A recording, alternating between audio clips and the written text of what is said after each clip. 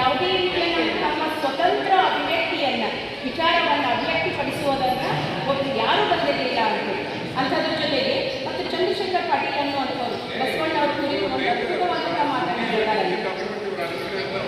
ಅವ್ರು ಹೇಳುವಂಥದ್ದು ಒಂದು ಯಾವುದಾದ್ರೂ ಒಂದು ಹೊಸ ಆಯಾಮವನ್ನು ಸೃಷ್ಟಿಸಬೇಕಾಗಿತ್ತು ಅಂತ ಹೇಳಿದ್ರೆ 3 ವಿಚಾರಗಳಲ್ಲಿ ಬೇಕಾಗ್ತಾವ. ಒಂದು ಸಿದ್ಧಾಂತ, ಒಂದು ಸಂಘಟನೆ ಮತ್ತು ಒಂದು ಸಂಘರ್ಷ ಅಂತ ಹೇಳೋಣ. ಒಂದು ಏನಾದರೂ ಕ್ರಾಂತಿಯ ಬದಲಾವಣೆಯನ್ನು ನಾವು ಅಂತಂದಾಗ ಒಂದು ಸೃಷ್ಟಿಯನ್ನು ನಾವು ನಿರ್ಮಾಣ ಮಾಡಬೇಕಾಗಿತ್ತು ಅಂದ್ರೆ ಸಿದ್ಧಾಂತ ಅನ್ನೋದು ಸತ್ಯದಿಂದ ಒಳಗೊಂಡಿರುವಂಥ ಸಿದ್ಧಾಂತಗಳು ಬೇಕು. ಅಲ್ಲಿ ಸಂಘಟನೆ ಉತ್ತಮವಾದ ಒಂದು ನಿರ್ಮಾಣವನ್ನು ಮಾಡುವಂಥ ಸಂಘಟನೆ ಬೇಕು. ಅದ್ರ ಜೊತೆಗೆ ಸಂಘರ್ಷಗಳು ಇದ್ದೇ ಇರುವಂಥದ್ದು. ನಾವು ಹೋರಾಟದ ಮೂಲಕವೇ ಒಂದು ಸಭೆ ಏನಾದರೂ ಪಡ್ಕೊಳ್ಳೋದಕ್ಕೆ ಸಾಧ್ಯ. ಇದನ್ನು ಯಶಸ್ವಿಯಾಗಿ ನಿರ್ವಹಿಸೋರು ಬಸವಣ್ಣವರು ಅಂತೇಳಿ ಚಂದ್ರಶೇಖರ್ ಪಾಟೀಲ್ ಅವರು ಹೇಳ್ತಾರೆ.